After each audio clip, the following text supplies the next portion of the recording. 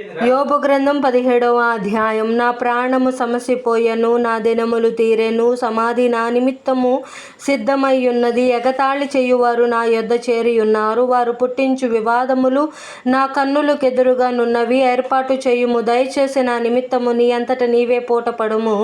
మరి ఎవడు నా నిమిత్తము పూటపడును? నీవు వారి హృదయమునకు జ్ఞానము మరుగు చేసితివి, కావున నీవు వారిని హెచ్చింపవు. ఎవడు తన స్నేహితులను దోపు సొమ్ముగా ఇచ్చునో వాని పిల్లలు కన్నులు క్షీణించును.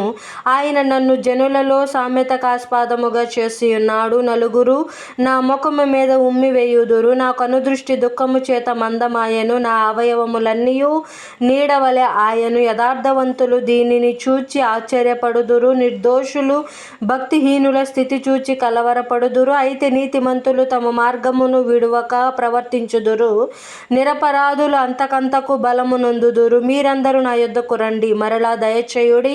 మీలో జ్ఞానవంతుడొక్కడైనను నాకు కనబడడు. నా దినములు గతించెను, నా యోచన నిరర్థకమాయెను, నా హృదయ వాంఛ భంగమాయెను. రాత్రి పగలనియు చీకటి కమ్ముటయే వెలుగనియు వారు వాదించుచున్నారు.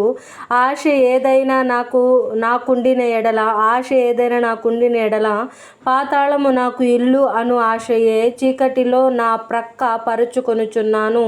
నీవు నాకు తండ్రివని గోతితోనూ, నీవు నాకు తల్లివని చెల్లెలవని పురుగులతోనూ నేను మనవి చేయుచున్నాను.